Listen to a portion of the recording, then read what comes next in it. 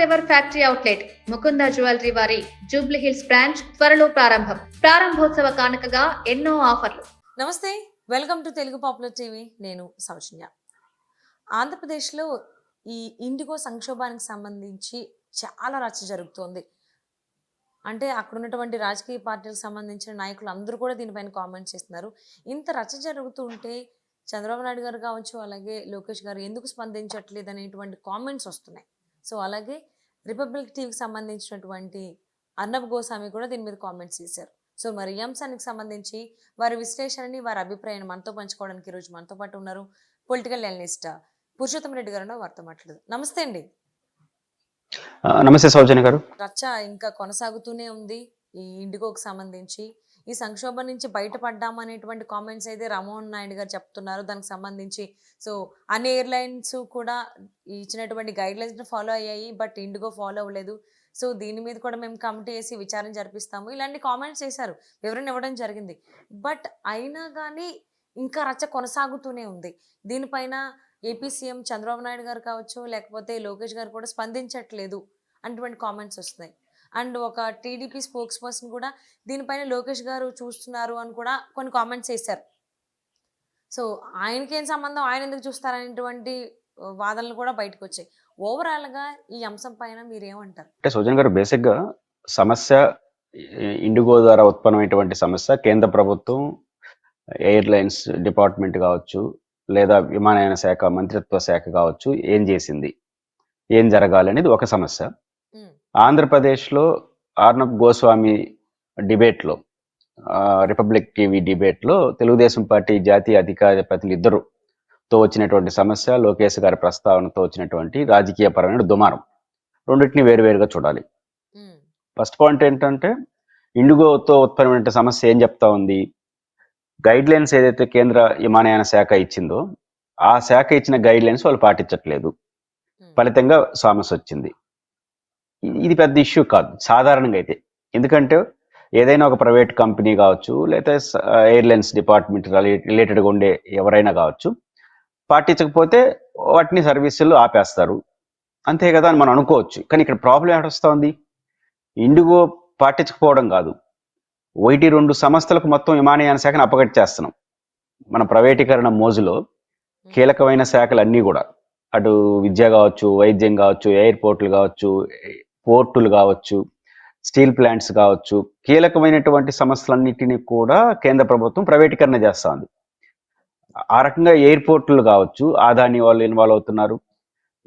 ఇప్పుడు ఇండిగో ద్వారా వచ్చినటువంటి సమస్య అంటే 1-2 సంస్థల చేతుల్లోకి, ప్రైవేట్ కంపెనీల చేతిలోకి పెట్టేస్తే రేపు వాళ్ళపైన యాక్షన్ తీసుకునే పరిస్థితి కూడా లేదు. ఎందుకంటే వందలాది విమానాలు ఒకసారిగా ఆగిపోతే అతలాకుతలం అయిపోతా ఉంది దేశం.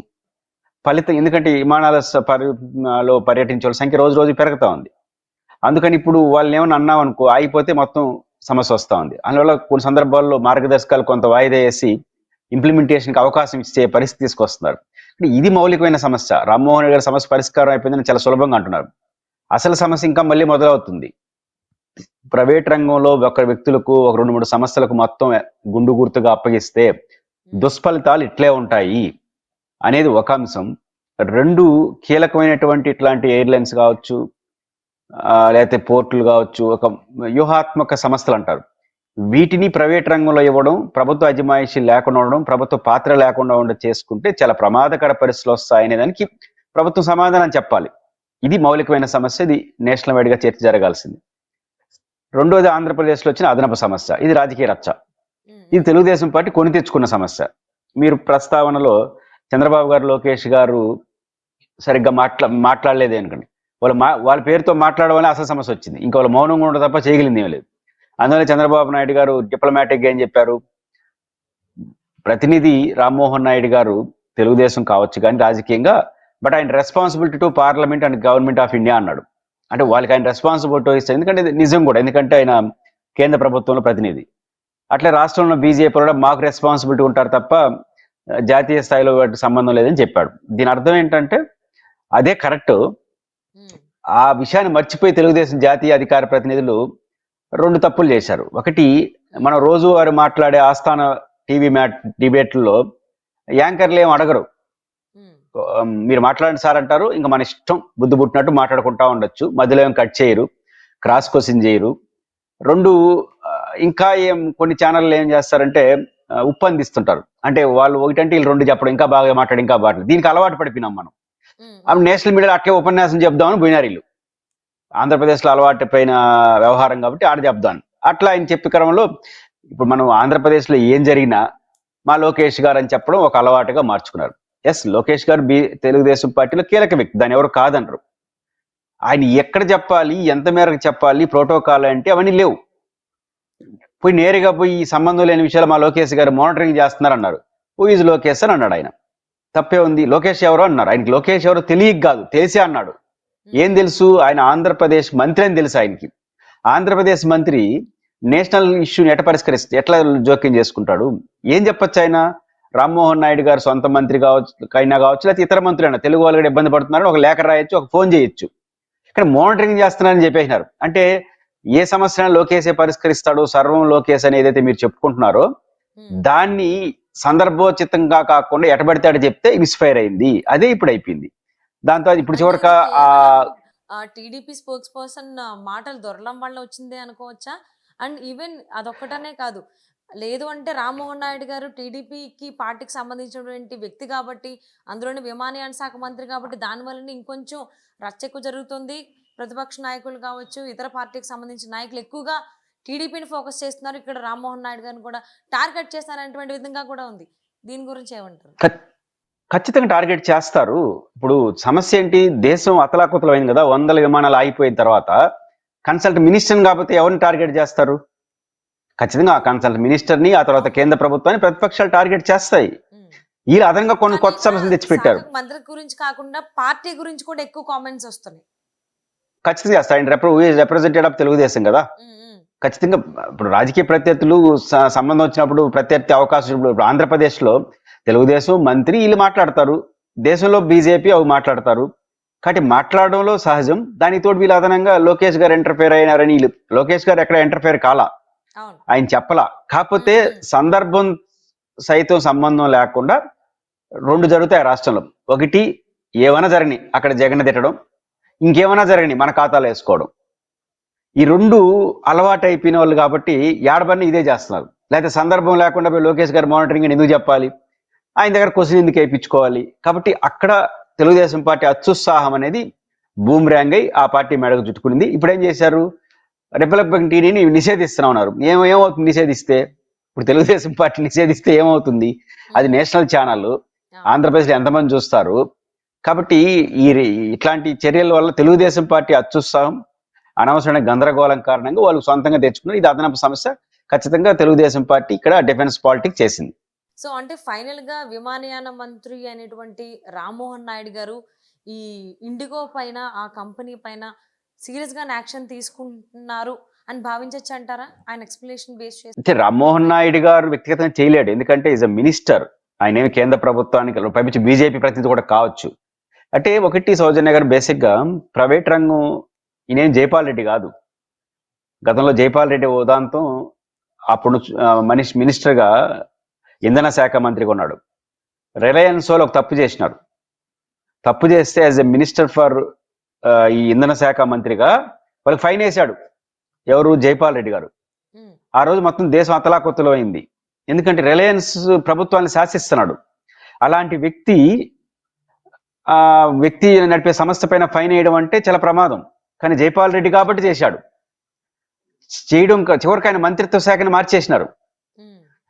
ఏం జరిగింది అప్పుడు? మనకు అందుతున్న సమాచారం ప్రకారం మీరు రిలయన్స్ కాబట్టి కొంచెం వెనక్కి తగ్గండి అని పార్టీ పెద్దలు ఒప్పుకుంటే, నేను మంత్రి పదవి అయినా పక్కకు పోతాను కానీ నా వైఖరిని మార్చుకుని నిలబడం. That is Jaipal Reddy. కానీ కొంత ఫైన్ వేసి వచ్చినాడు, తర్వాత వాళ్ళు ఏదో సర్దుకున్నారు. అంటే ఈయన జైపాల్ రెడ్డి కాదుగా, కాబట్టి పోలికి కూడా లేదు. కాబట్టి జైపాల్ రెడ్డి లాంటి వాళ్ళైతే మీరు చెప్పిన ప్రశ్న ఉత్పన్నం అవుతుంది. మన ఉపన్యాసాలు వేరు కాబట్టి రెండో తెలుగుదేశం పార్టీ, ప్రాంతీయ పార్టీ, దేశంలో అధికారులు లేని పార్టీ పైపించు ఇండిగోతో సహా 1-2 సమస్యలకు విమాన శాఖను కట్టగట్టాలని కేంద్ర ప్రభుత్వం నిర్ణయించుకుంది. ఇంకా దానిపైన చర్యలు ఉంటాయి. కాబట్టి ఇదంతా తూతూ మంత్రము యాక్టివిటీ తప్ప ఇంకోటి కాదు. అలాంటివి ఇప్పుడున్న ప్రభుత్వంలోనో లేకపోతే రామ్మోహన్ నాయుడు గారు లాంటి వాళ్ళతోనూ ఊహించుకోలేము. అంటే కేంద్ర ప్రభుత్వం ఎయిర్‌లైన్స్ ని ప్రైవేటీకరణ చేసేటువంటి ఉద్దేశంలో ఉంటే, ఇప్పుడే ఇలా ప్రవర్తించేటువంటి వాళ్ళు కంప్లీట్‌గా వాళ్ళ చేతుల్లో వాళ్ళ గుప్పిట్లోకెళ్ళిన తర్వాత ప్రభుత్వాన్ని ఆడించేటువంటి అవకాశాలు ఉందని చెప్పేసని కూడా చాలా కామెంట్స్ వస్తున్నాయి. రోల్ ప్లే చేస్తున్నారు కాబట్టి ఇండిగో వాళ్ళు ఇండియాలో ఎయిర్‌లైన్స్‌కి సంబంధించి. అందుకే ఇంతటి విచిత్రమైనటువంటి ధోరణిలో వాళ్ళున్నారు. సో, చాలా స్టబర్న్ ఉన్నారు. గవర్నమెంట్ ఇచ్చినటువంటి గైడ్‌లైన్స్ కూడా పాటించకుండా ఈవెన్ ఆఫ్టర్ ఫ్యూ డేస్ అంతా నష్టం జరిగిపోయిన తర్వాత సీఈఓ వచ్చి Peter elbows I'm sorry for the inconvenience happened అని చెప్పినంత మాత్రాన అదన్నీ వెనక్కి రావు కదా. అదే దేశం ముందు సమాధానం చెప్పాల్సింది రామ్మోహన్ నాయుడు గారైనా, కేంద్రమైన సమస్య పరిష్కారం కాలేదు, ఇంకా పెరుగుతుంది, ఇంకో రూపంలో వస్తుంది. అవును. పాయింట్ ఏంటంటే మోనోపలి అనేది ప్రభుత్వానికి ఉంటే ప్రమాదం లేదు, అది పబ్లిక్ రిప్రజెంటేటివ్ ఉంటుంది. ప్రైవేట్ వ్యక్తులకు మోనోపలి ఉంటే అది బాగున్న రోజులు బాగుంటుంది, తిరగబడిందంటే మొత్తం బూమరాంగ్ అవుతుంది. ఉమ్, ఉమ్. కాబట్టి ఎప్పుడు కూడా మోనోపలి అనేది ప్రభుత్వ పరిధిలో ఉండాలి తప్ప ప్రైవేట్ రంగంలో ఉంటే అది ఎప్పటికైనా ప్రమాదమే. అది ఇండిగో అయినా ఇంకోటైనా వస్తుంది. దాని దుష్ఫలితాలు ప్రపంచం అనుభవించింది, రాష్ట్రాలు అనుభవించాయి, దేశం అనుభవించింది. కానీ దీనికి కేంద్ర ప్రభుత్వం సమాధానం చెప్పి ఈ సమస్యను పరిష్కరించాలి. అంటే ఈ సంఘటన బేస్ చేసుకుని ఈ ఎయిర్‌లైన్స్‌ని కావచ్చు, ఇతర ట్రాన్స్‌పోర్ట్ సర్వీసెస్ ఏవైతే ఉన్నాయో వాటిని అంటే నాట్ ఈవెన్ ఈ ట్రాన్స్‌పోర్ట్ సర్వీస్ వేరే సర్వీసెస్‌ని కూడా ప్రైవేటీకరణ చేసేటువంటి ఆలోచనలో కేంద్ర ప్రభుత్వం ఆలోచిస్తోంది. మనం చాలా కొన్ని అంశాలు చూసాం. సో, దీన్ని బేస్ చేసుకుని కొంచెం మనసు మార్చుకునేటువంటి అవకాశం ఏమన్నా ఉందని అనుకోవచ్చా? హోప్ పెట్టుకోవచ్చా ప్రజలు? క్వశ్చన్ ఆ ప్రసక్తే ఉత్పన్నం కాదు. ఎందుకంటే ప్రజలేమన్నా తిరగబడి ఈ పాలసీలకు వ్యతిరేకంగా ప్రభుత్వాలను ఓడించి ఇట్లాంటి నిర్ణయాలు రాజకీయాలు జరిగితే తప్ప వెనక్కి తగ్గరు. ఇట్లాంటి దుష్ఫలితాలు రావని వాళ్ళకి ఏం భ్రమలేం లేవు, వాళ్ళకి ఇవన్నీ తెలుసు. కాబట్టి ఏదో అమాయకంగా చేసేటువంటి మీరు అన్నట్టు వస్తుంది, ఇది అమాయకంగా చేసిందేం కాదు, అవగాహనతో చేస్తున్నారు కాబట్టి వాళ్ళ వైఖరి మారదు. ఎప్పుడు మారుతుందంటే ప్రజలు ఏమైనా మార్పులు చేసుకొని రాజకీయంగా తిరగబడి ఈ ప్రభుత్వం వద్దనే పరిస్థితికి వచ్చే రోజు వస్తే తప్ప ఈ విషయంలో ప్రభుత్వాలు వెనక్కి తగ్గుతాయని అనుకోవట్లేదు. ఒకటి ప్రైవేటీకరణ తగ్గించాలంటే ప్రజల్లో మార్పు రావాలంటారు. ప్రజలు దానికి వ్యతిరేకంగా తీర్పిచ్చే పరిస్థితికి రావాలి. అప్పుడు వచ్చినప్పుడు విద్యుత్ ఛార్జీలకు వ్యతిరేకంగా ఆ రోజు పోరాడారు, దాని ఫలితం ఏంది, ఈ రోజు కూడా ఉచిత విద్యుత్ అమలు అవుతా ఉంది. కాబట్టి అట్లాంటి పెద్ద ఎత్తున పోరాటాలు వస్తే తప్ప ఈ పాలసీ మ్యాటర్లో మార్పు రాదు.